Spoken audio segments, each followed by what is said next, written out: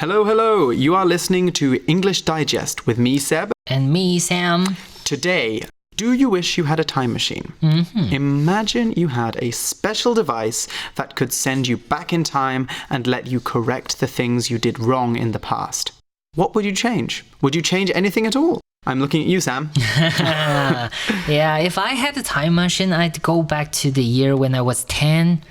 I was watching anime and got so excited. I can't remember what that was, but I was chewing something and ended up with a fake front tooth. Oh no, you knocked your tooth out. Yeah. Oh wow, okay. Yeah, I would love to go back in time and tell myself, chill, man. Don't chew so hard. Were you so into the anime that you just chewed out one of your teeth? Wow, okay. I can definitely relate to that. I mean, I knocked out half of one of my teeth when I was about 21. But anyway, unfortunately for both of us and for everybody who's listening and our teeth, the past is in the past. We can't do anything to change what we've done or take back the words that we've said. And that is why we have one of life's most horrible things, regrets. Refresher, Sam, what are regrets? 时光不能倒流，可能你说错话了，或是做错什么事了，伤害已经造成，无法挽回，让你非常后悔。Regret 这个字呢，就是后悔的意思啦。Exactly. So normally my attitude towards things I regret is shoulda, woulda, coulda. That's an American idiom that is made up of three informal short versions of should have, would have, and could have. But we never say it that way. That sounds weird. It's used to mean things didn't go the way I wanted them to go, and I could have done something, but there's no use complaining about it now. It's in the past. Let's move on.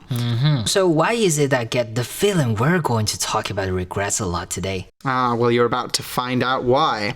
Today's topical writing assignment is called One Thing I Wish I Had Done Differently. And of course, it's all about regrets. 没有错，你是否呢曾经有过这样的念头？如果人生能重来，该有多好？人在一生之中呢，难免发生令你后悔不已的事情，恨不得能回到过去哦。若是时光倒流，你是否会重新选择不让憾事发生呢？今天呢，我们就要写一篇至少120个单词的英文作文，文虚分段，描述一次呢你希望能改变的亲身经验，说明事由及其造成的后果。最后呢，就要来说明这个经验让你体悟到的道理咯。Right. So as Sam just explained, we are going to be showing you how to write a 120-word piece that's all about what we would do if we had the power to go back in time and change what happened. Geez, that is a lot of power. Yeah, what would you change? Well, when I was 16 years old, I played the saxophone and I was really, really good at it. Oh, cool. But before I left high school, I gave it up because I thought music was boring. Oh. So there's no knowing how much better I might have become if I hadn't dropped the saxophone. I guess if I had to change something, that's what I would change. However, I do think that it's important that I have this regret because I've been able to learn an important lesson from it. I've learned the importance of continuing to pursue your hobbies or things that you need to study, even when it gets a little bit boring and you might think, I don't really want to do this right now. You need to keep going if you want to achieve something.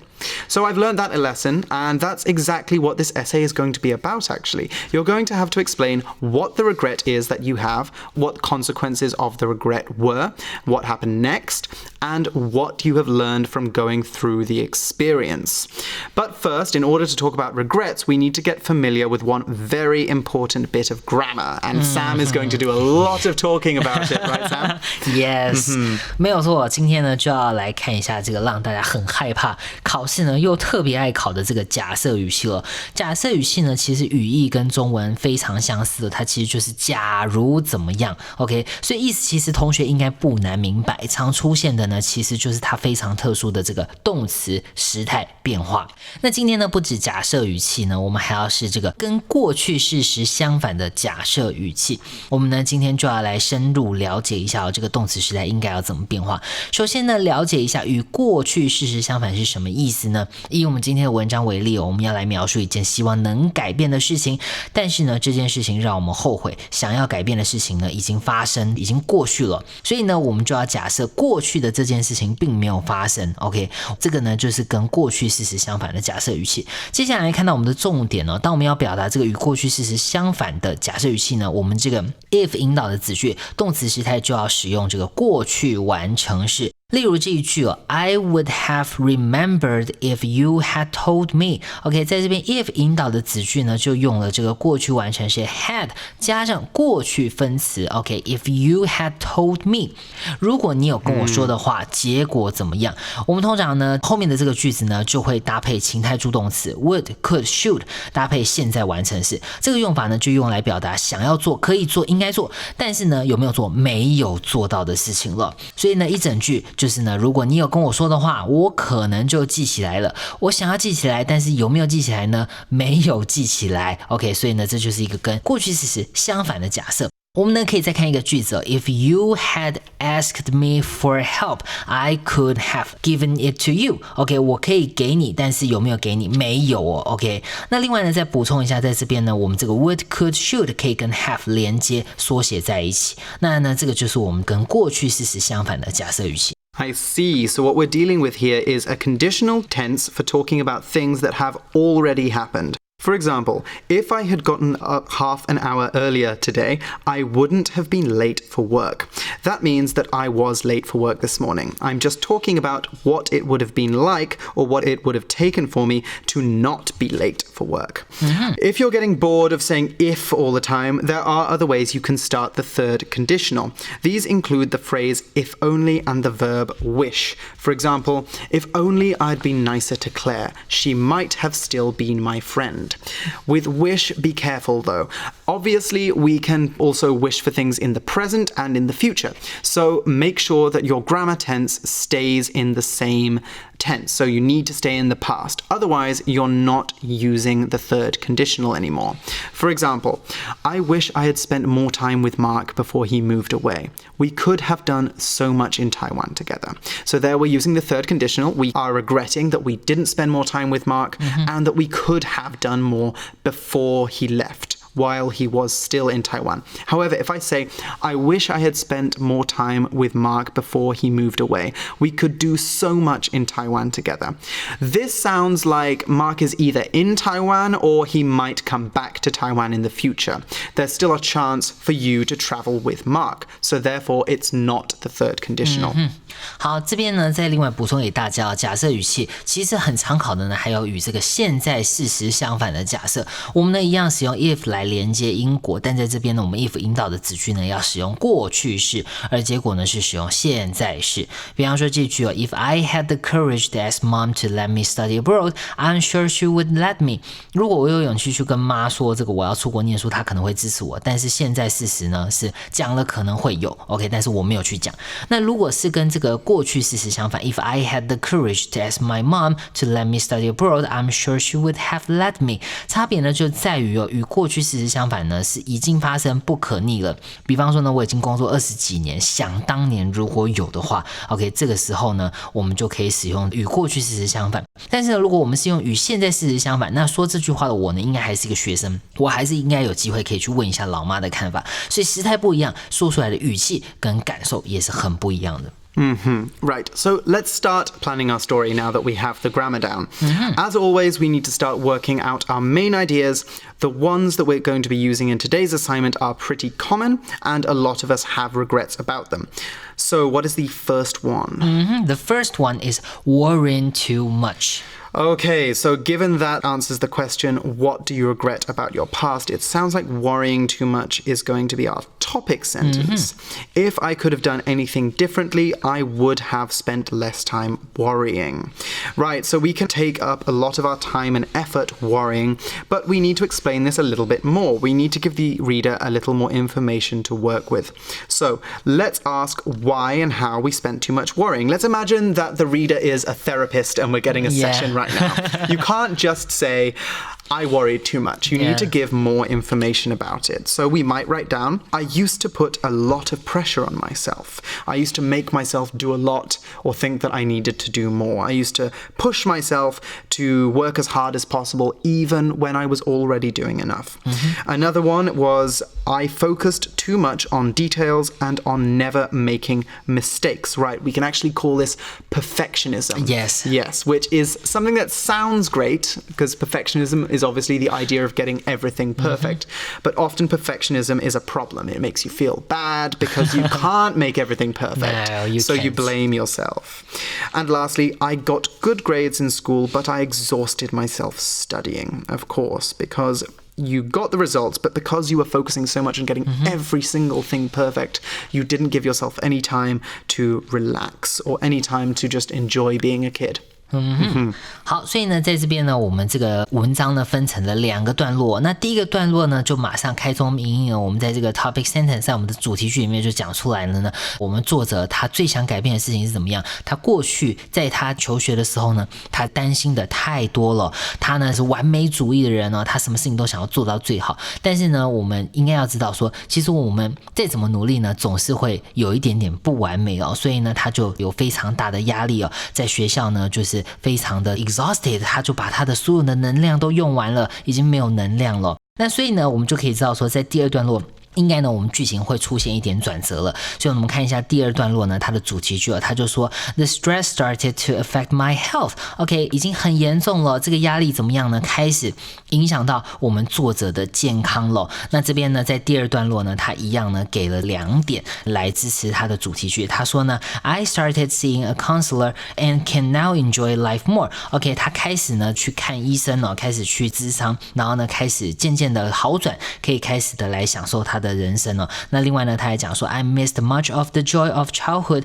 due to my anxiety. OK， 因为呢他担心的太多了，他太努力了，所以呢他都遗失了他童年的美好了。And lastly, for our conclusion, we can talk about what we learned about the importance of not worrying too much. So the same way I was talking about learning a lesson about persisting and continuing with your hobbies with my saxophone, we need to say why it was important that we went through this and what we learned from it. So let's finish up with something short and sweet. How about if I had realized this earlier, I might have had the chance to really be a kid. Yikes, it sounds like this person lost out on the opportunity to really be a kid, and that is to enjoy the freedom of being a child and not having lots of responsibilities. And I think that's something that a lot of people are talking about now. Yes. Yeah, it's a pretty hot topic, a pretty big point of discussion, whether we're giving kids the chance to actually be kids, to enjoy their childhood, or whether we need to do more to prepare them for the adult world. There's these two sides, you know? People are constantly debate on this, because like we said, you can never make it perfect. Exactly. You'll hear people say things like children need freedom. Yeah, because they're naturally free. It's something that a lot of people talk about when looking at Taiwan's education system as well, about how people spend time in schools and then also bushy bands. Should there be a different way of doing things? Is this the way and other countries should follow this example? There's a lot to unpack there, a lot to talk about there. But before we do any of that, let's come back to the article. Let's take a break and then let's read through the basic sample and check out some important words and phrases.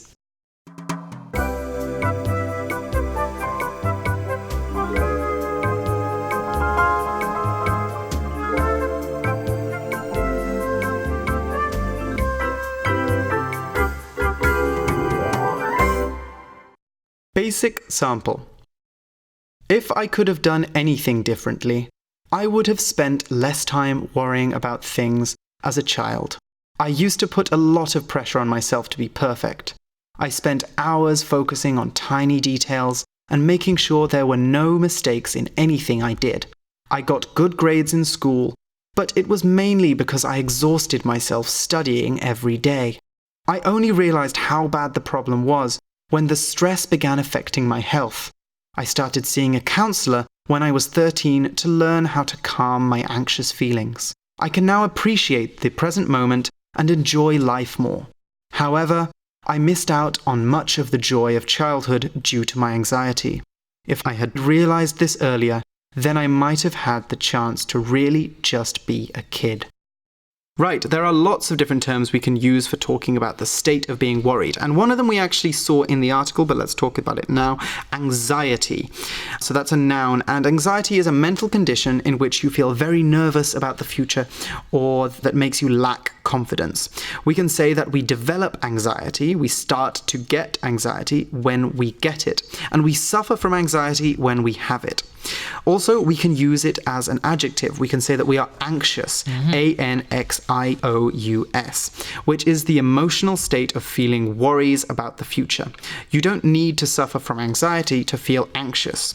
So, for example, Rachel struggled with anxiety for years as a teenager, but with the help of a therapist, she eventually overcame it.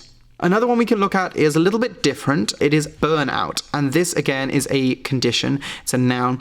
It's a condition that you get when you're working too much or you're under too much pressure. So we can make it into an adjective by saying that someone feels burnt out.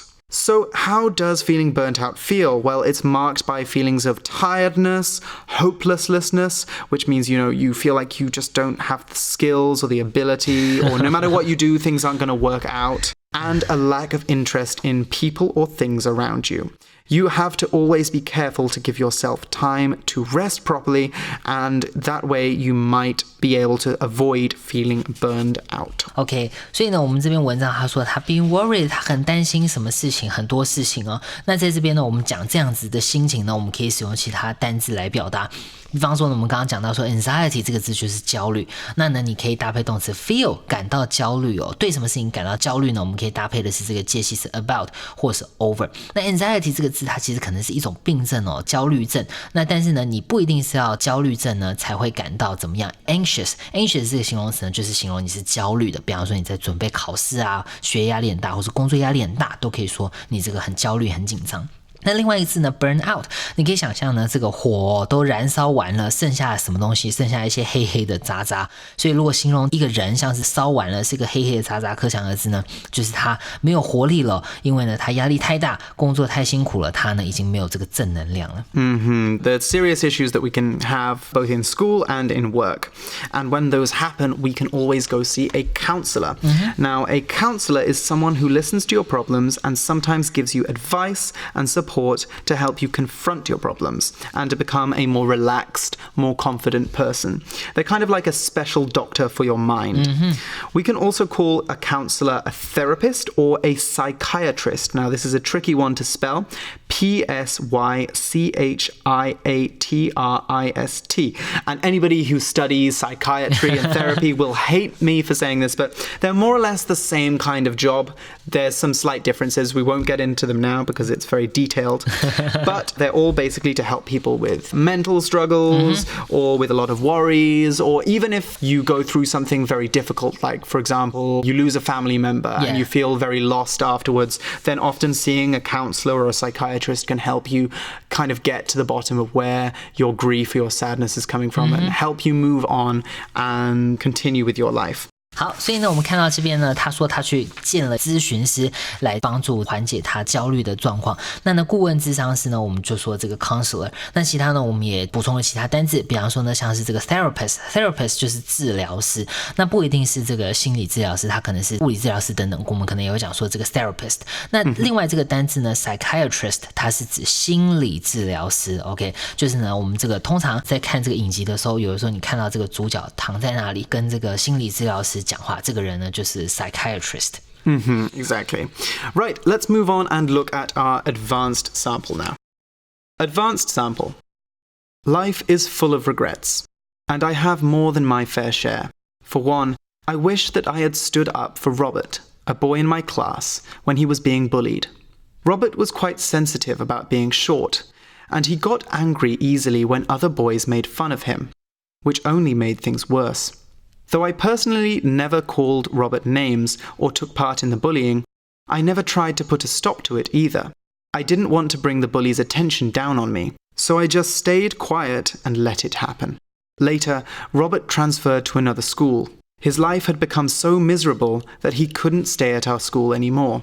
Had I supported him and provided some friendship, he might have been happier here. When I realized that, I promised myself that if I ever saw someone being bullied again, I wouldn't just keep my mouth shut. Instead, I'd take action and make sure the bullying stopped right there. Okay, so a little bit of a different story there. We're talking more about our regrets about how we acted towards someone else, because regrets are not only self-focused, they can be focused on the people around us. Yes. You know, you're wishing you were a better friend to someone, wishing you supported someone going through a bad time. But this advanced sample is actually full of some very good writing tips. So what I really like about this passage, why I think that this passage is better than the basic one, is it answers the question by telling a story. And I think when you tell a story, for certain writing projects, this is a good thing to remember. When you tell a story, especially a personal story, it helps people relate to you. It makes your story more memorable, and it makes it a little bit different. Yes. It's not just you saying some facts, it's you really sharing an experience with the reader. So in the basic passage, the writer very clearly laid out what they regretted, how it affected them, what would have happened if they had changed, and that's all fine. But in the advanced passage, the writer uses the story of Robert, why he was teased, why the writer didn't help him, and what the consequences were, to explain it was important to help him and why it's important for us to help people who are being bullied. And it explains why the writer comes to their conclusion. Okay, let's look at some of the useful words now. And there's a lot that we can use to talk about bullying and those sort of problems. So stand up for someone. Yep. When we stand up for someone, we protect them against abuse, or we protect their rights, or support them when they are in a difficult position. We don't just have to stand up for someone when dealing with bullies, like in this example sentence. Before she was elected, the politician promised to stand up for the women in her community.